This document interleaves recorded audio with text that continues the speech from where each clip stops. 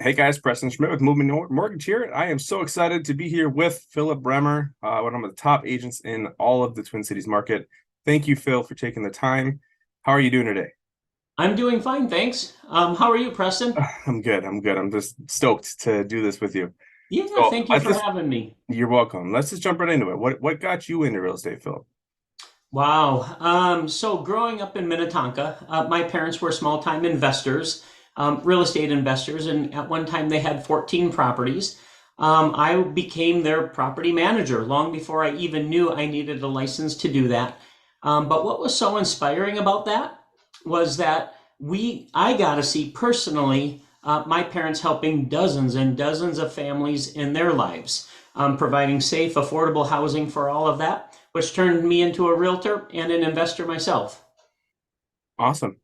Are you solo or are you on a team now? I know you're at EXP, but Yep, I'm at EXP. I've been there for a couple years now, and I'm on the team Minnesotan.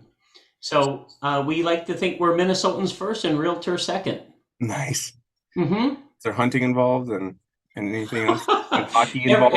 Everything Minnesotan that you can think of. Yes. Okay. Well, tell me more about yourself, Phil. I know you pretty well, but tell everybody else, kind of like your family situation, what kind of hobbies you have, that kind of thing. Yeah, no, I'm happy to answer that. I do have two children. I have a son and a daughter. My daughter is engaged to be married. She currently lives in Muskegon, Michigan. My son, he lives out west with his girlfriend in Colorado Springs, and Minneapolis just happens to be exactly halfway to both of them. So Huh. works out pretty well. My hobbies and interests include, hiking, camping, the outdoors, conservation. I really give a lot of my time to exploring what the natural world has to offer us. Awesome. No, I Yeah. can't stress enough how outdoorsy you are. Just I'm seeing your posts on social media. Yes, I What do like that quite a bit. That's awesome. Well, I just want to kind of ask a simple question, but one Yeah. that's kind of interesting to me is, can you tell me about a deal that was so challenging that somehow you got closed, and how did it happen? Whew. It's unfortunate when things like that do happen. We try to avoid that at all costs. However, we cannot control the other side. The transaction that comes to mind is I was representing a buyer down in Bloomington. We showed up for the final walkthrough at 11 o'clock. We were closing at noon, and the sellers haven't even started to pack yet. Oh my God. Obviously, their agent failed to communicate the importance of being out at noon as we were taking possession after closing. So I called up the agent. I don't remember exactly where she was, but it took her about 20 minutes to get there. I said, hey, this is where we're at. This is what we expected. You guys fell short. I said, either A, you compensate my buyer accordingly, or else we're going to go on to our backup plan, which was we had a second property in mind that if for some reason, and there was a few clues along the way that we tried to mitigate, but what ended up happening is the sellers conceded, provided some nice pocket change for the inconvenience, and we ended up moving in the following morning. Wow, so they packed the entire house up in one day. Yep, they had three moving trucks, three moving crews. I sat there and supervised a lot of it. Wow. Okay. Yep. Everyone ended up being happy in the end, just a slight day delay, huh? Yes, and we could handle one day. It wasn't like he needed to be out. He still had probably, if I remember correctly, somewhere about a week left in his lease. So he didn't have to be out that night, and it wasn't like he moved from North Dakota here in a moving truck and he was homeless for one evening. So Okay. yeah, worked out pretty good. Well, tell me, Phil, are you more on the purchase side of things or the listing side of things, and what percentage of your business is each? Wow, I track that closely, and I probably do something very close to 50-50.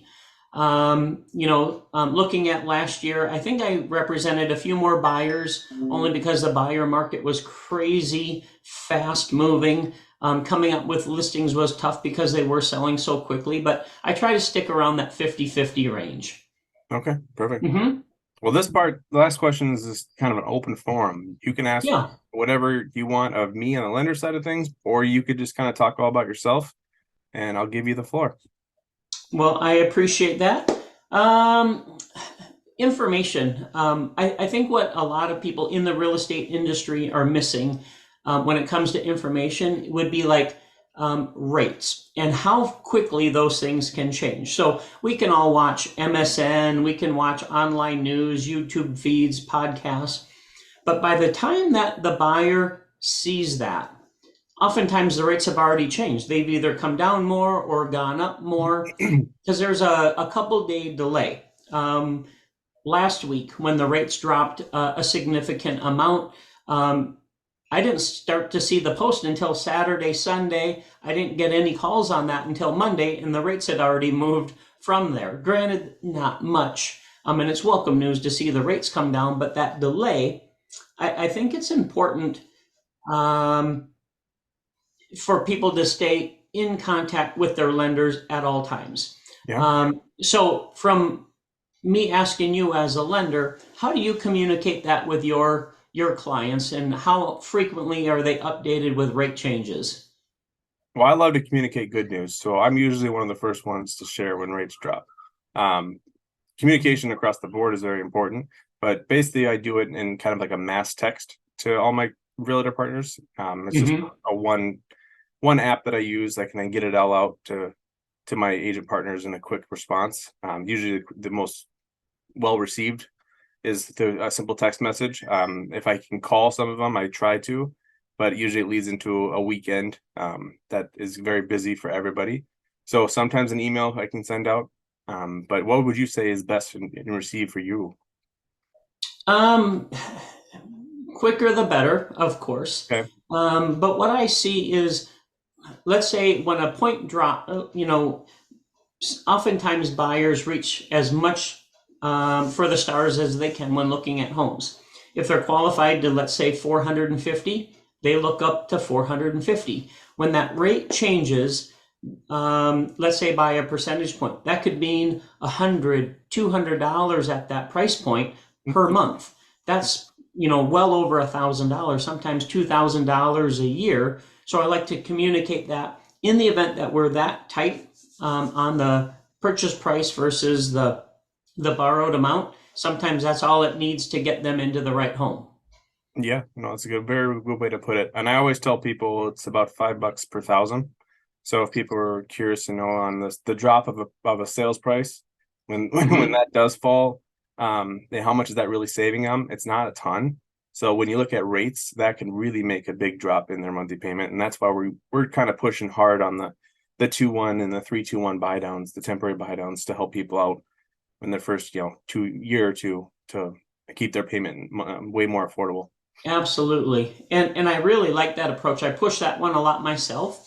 In the event that the rates do come down in the next 2 years, they have the ability to refinance.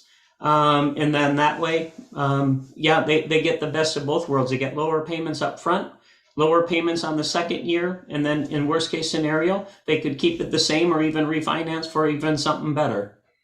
And a common myth is that you don't lose those funds that have been prepaid for. It does get prorated at when you refinance it, and you can use those funds towards the refinance costs. But I know Movement is pushing a special right now for the Movement Purchase Advantage. So if you buy now, you can refinance, later before 2024, with no lender fees, which is really exciting. Wow. Great program. Yeah, no, that's definitely something I try to stress as well. But I appreciate it, Phil. If there's anything else you want to add in the last couple of seconds here, otherwise we'll sign off and say thank you. Sounds wonderful. Thank you for your time, Preston. Always nice chatting with you. Likewise, thanks.